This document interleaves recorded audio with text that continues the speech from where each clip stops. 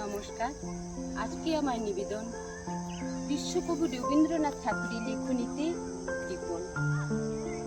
আমি ভিক্ষা করে ফিরতেছিলাম গ্রামের পথে পথে, তুমি তখন চলেছিলে তোমার স্বর্ণের রথে।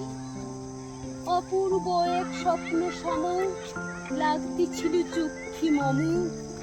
কি বিচিত্র শোভা তোমার, কি বিচিত্র সাজ। আমি মনে ভাবতেছিলাম, এ কোন মহারাজ? আজ শুভক্ষণে রাত পোহালো, ভেবেছিলাম তবে আজ আমারই দাঁড়ি দাঁড়ি ফিরিতে নাহি হবে। বাহির হতে নাহি হতে তাহারে দেখা পেলেন পথে। চলিতে রথ ধন ধান্য ছড়াবে দুই ধারে। মুঠা মুঠা কুড়িয়ে নেব ভারী ভারী।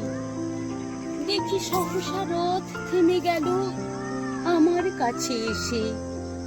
আমার মুখ পানে চেয়ে নামলে তুমি হেসে। দেখে মুখের প্রসন্নতা জুড়িয়ে গেল সকল ব্যথা। হেন কালে কিসের লাগি তুমি অকস্মাৎ আমায় কিছু দাও গো বলে বাড়িয়ে দিলে হাত। মরি এ কি কথা রাজা ধীরাজ, আমায় দাও গো কিছু। শুনে ক্ষণকালের তরে রইল মাথা নিচু। তোমার কি বা অভাব আছে ভিখারি ভিক্ষুকের কাছে? এ কেবল কৌতুকের বশে আমায় প্রবঞ্চনা। ঝুলি হতে দিলের তুলে একটি ছোট কণা। যবে পাত্রখানি ঘরে এনে উজাড় করি, এ কি ভিক্ষা মাঝে একটি ছোট সোনার কণা দেখি। দিলেম যা রাজ ভিখারিরে স্বর্ণ হয়ে এলো ফিরে।